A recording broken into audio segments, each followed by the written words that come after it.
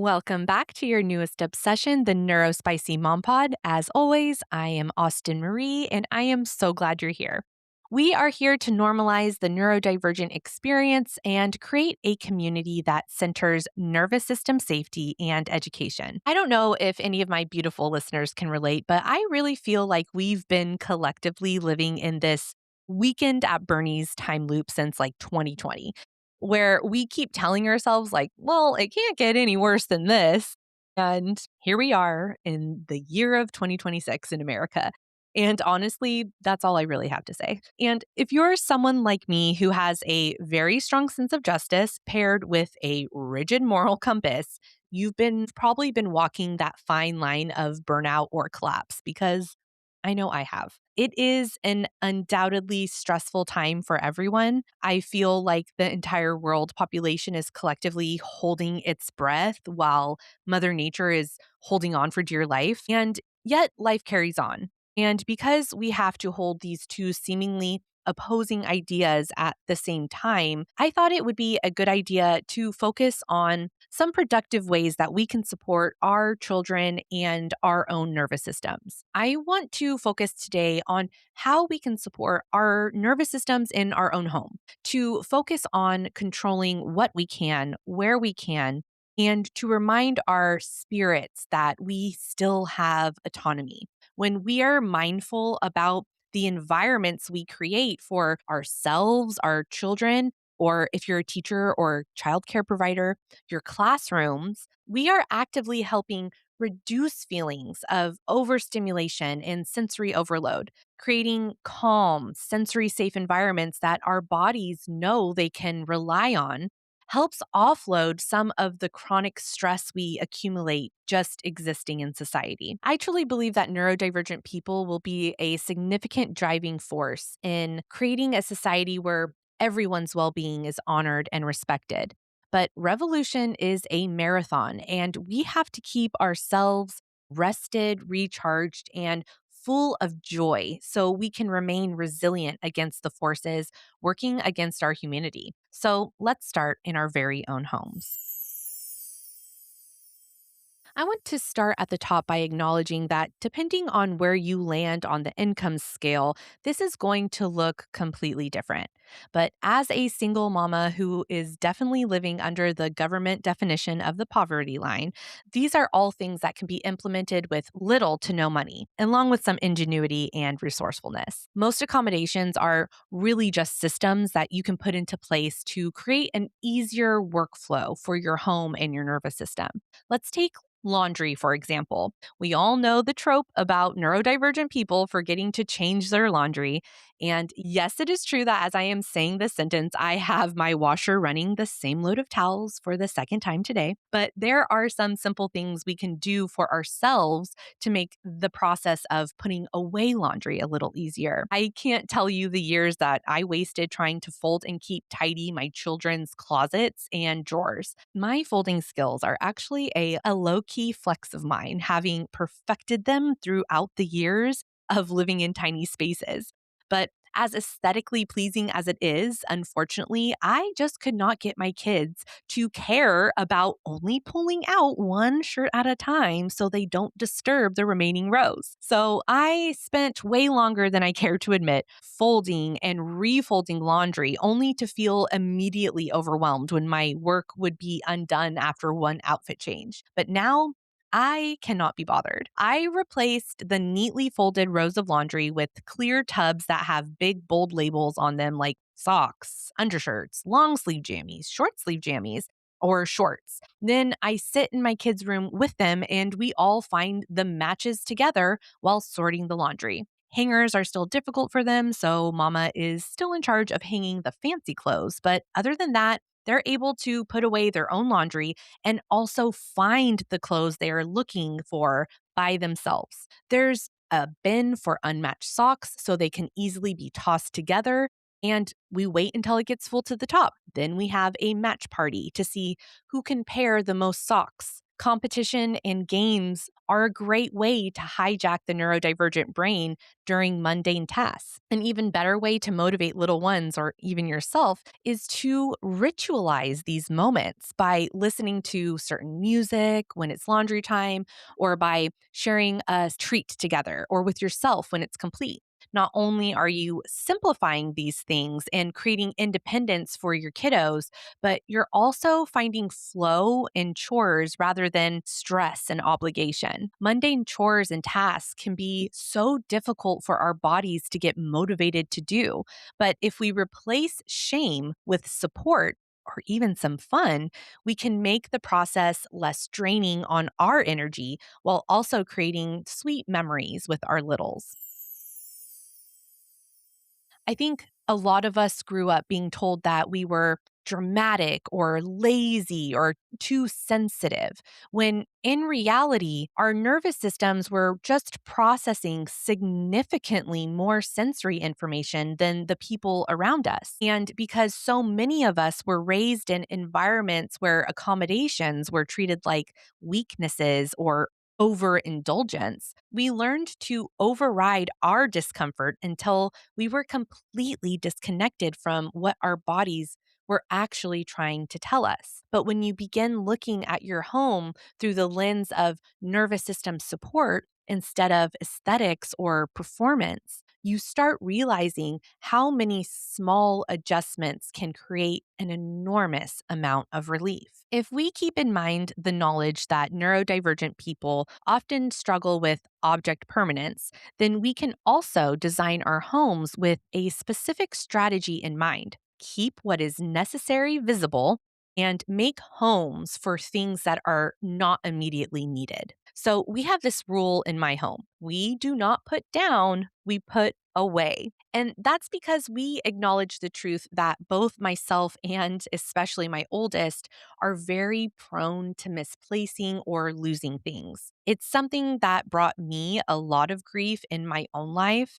And it's something that I can see really upsets my oldest as I watch him internalize this as a character flaw. That's when I try to remind him of the reality of being neurodivergent, that sometimes we have to do specific things in order to support our brains in the way that they need. Just like I have to wear glasses or contacts to support my two astigmatism ridden eyes. And one way we can do that is by giving important things a specific home. After spending too many mornings in a chaotic frenzy searching for my keys, I found a specific bowl that became designated as the key bowl, and it is right by my door.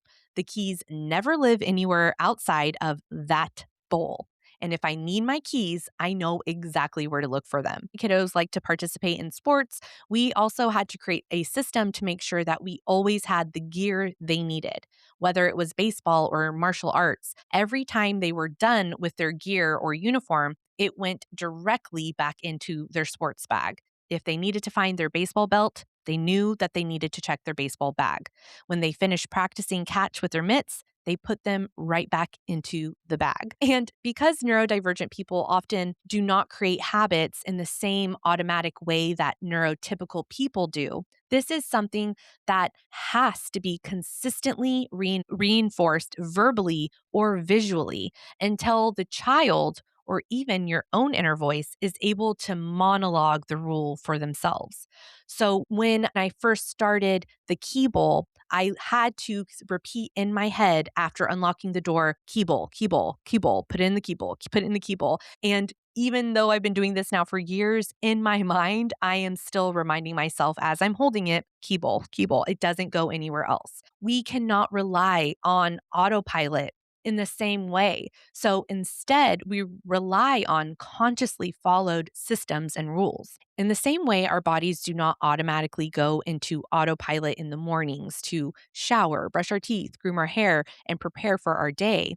We often have to create step by step rules to follow in order to reduce the minute to minute decisions that come with always operating in manual mode. One of the biggest things that we can do for our nervous systems, and honestly, one of the most overlooked, is to become intentional about sensory input inside of our homes. And I know that that can sound intimidating at first because people immediately picture expensive Pinterest homes with matching beige baskets and 17 different kinds of mood lighting. But that is not what I mean at all. I am talking about becoming aware of how our environment physically feels inside of our bodies. Because whether we realize it or not, our nervous systems are consistently scanning the spaces around us for information, the lighting, the sounds, the textures, the smells, the amount of visual clutter, the way furniture is arranged. All of these things communicate with our brains all day long.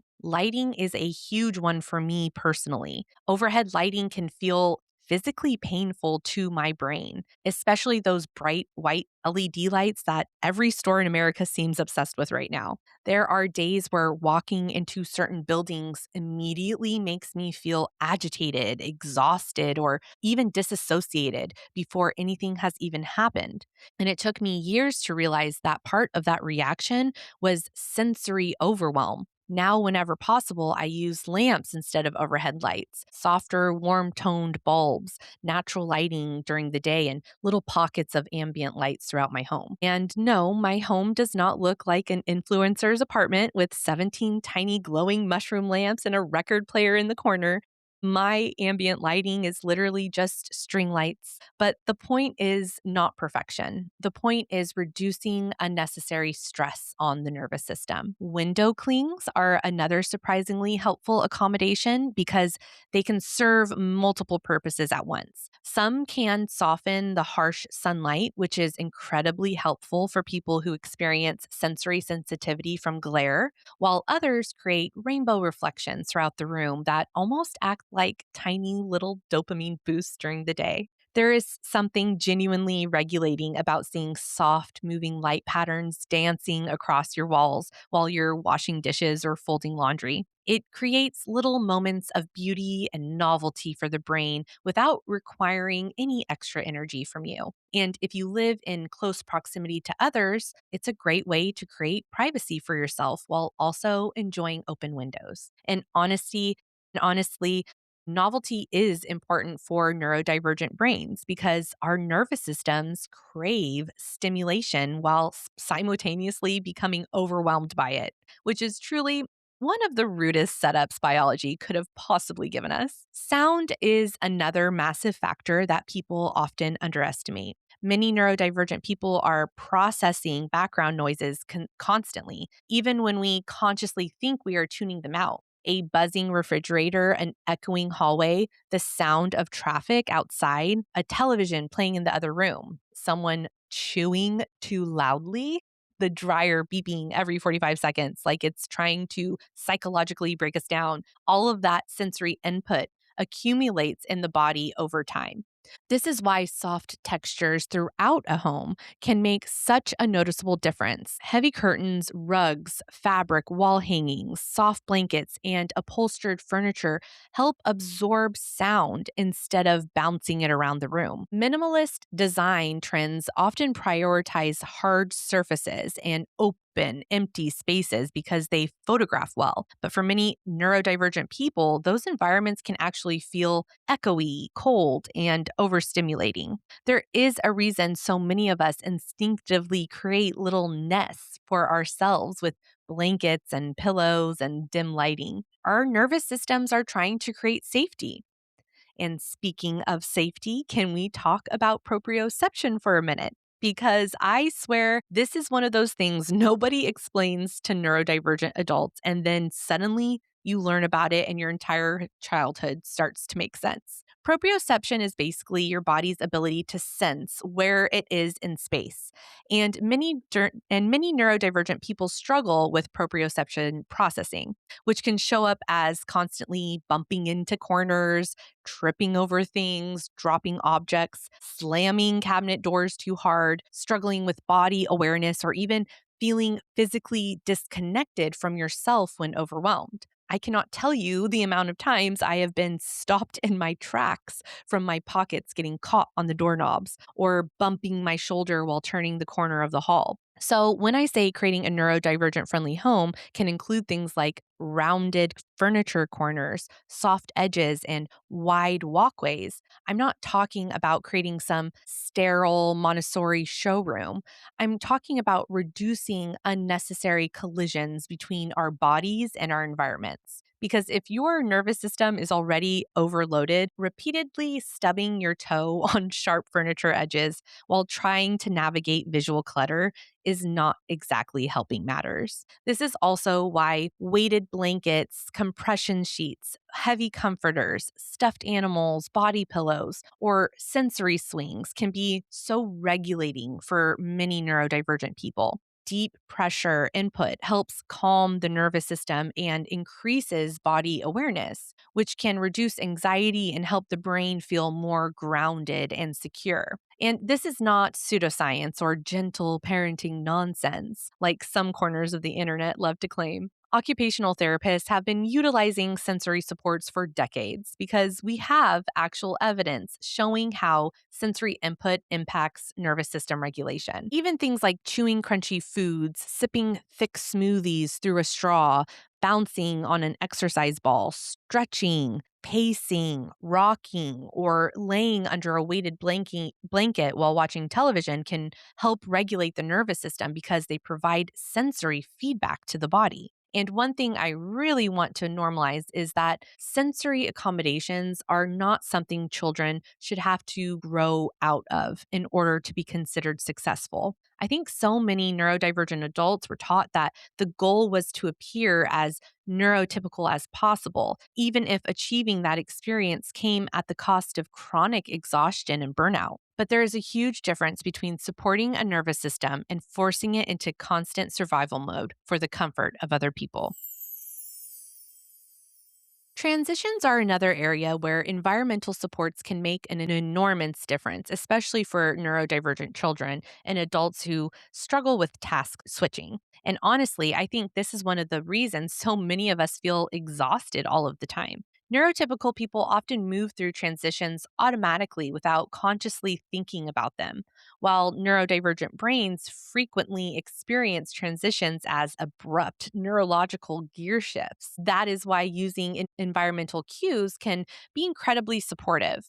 Playing specific music during cleanup time, dimming lights before bedtime, using a specific playlist while getting ready in the morning, diffusing a calming scent at nighttime, or even turning on twinkle lights during quieter parts of the evening, those things can help create subconscious associations that prepare the brain for what's coming next. And before somebody rolls their eyes and says, okay, but that sounds excessive, I would just like to remind everyone that neurotypical adults already do this constantly. Coffee shops literally built an empire off creating regulating sensory experiences. Half of adulthood is emotional support, beverages, specific playlists, comfort shows, and routines that help us function. Neurodivergent people are just learning to do it intentionally instead of accidentally. Because at the end of the day, the goal is not to create a perfectly optimized house where nobody ever struggles. That does not exist.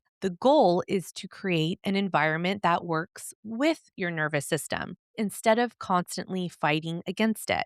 And when we stop viewing accommodations as weakness and start viewing them as support, we create homes that feel less like battlegrounds and more like places our body can finally exhale. As we start wrapping up today's episode, I really want to leave you with this reminder. Accommodations are not failures, and supporting your nervous system is not laziness. Creating systems that work for your brain instead of against it is not weakness. It is wisdom. And honestly, I think so many of us are grieving the fact that nobody taught us this sooner. So many neurodivergent people grew up believing that life was supposed to feel hard all the time, that exhaustion was normal, that struggling to keep up was a personal failure or a character flaw. But the truth is, human beings were never meant to function inside of environments that constantly dysregulate them. And when we begin creating homes that support our bodies instead of punish them, we are doing something deeply radical. We are teaching ourselves and our children that comfort, safety, softness, and support are things we deserve access to. And maybe that sounds small to some people. Maybe organizing laundry bins or buying a weighted blanket or putting rainbow clings on your windows does not seem revolutionary.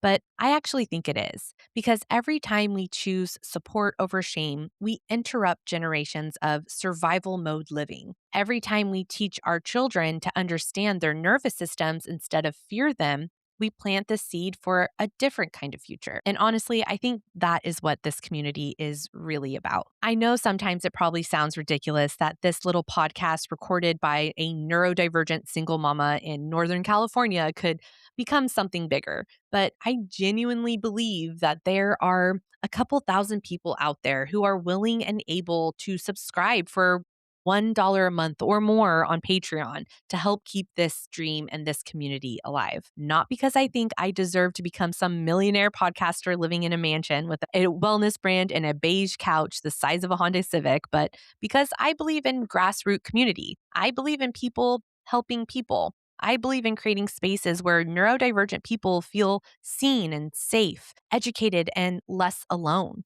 And maybe right now, this starts with me and my kids. Maybe right now, this community is still a tiny seed pushing through the dirt, but seeds grow. Roots spread underground long before we ever see proof above the surface. And my hope is that if this community keeps growing, I will eventually be able to turn around and help lift other struggling families too, because that is what real community is supposed to look like. So if this episode resonated with you, if this podcast has ever made you feel less alone, or if you believe in the bigger vision of what we are building here, you can support the NeuroSpicy MomPod on Patreon for just $1 or more a month. You are also helping support a neurodivergent single mama continue to create free education, conversations, and community resources for people who need them.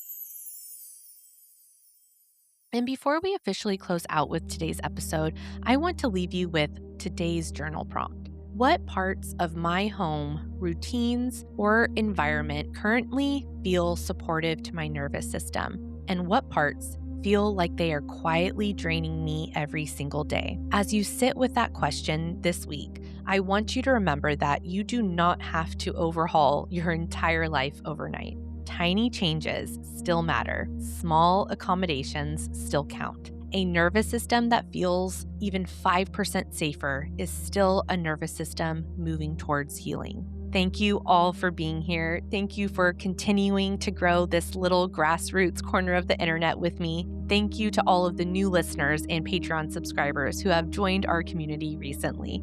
I hope you'll head over to the Patreon boards and continue these conversations with us, because I truly believe so many of us are searching for the same thing right now, a place where we can finally stop pretending and simply be human. Until next time, take care of yourself and take care of your nervous system. Ta-ta!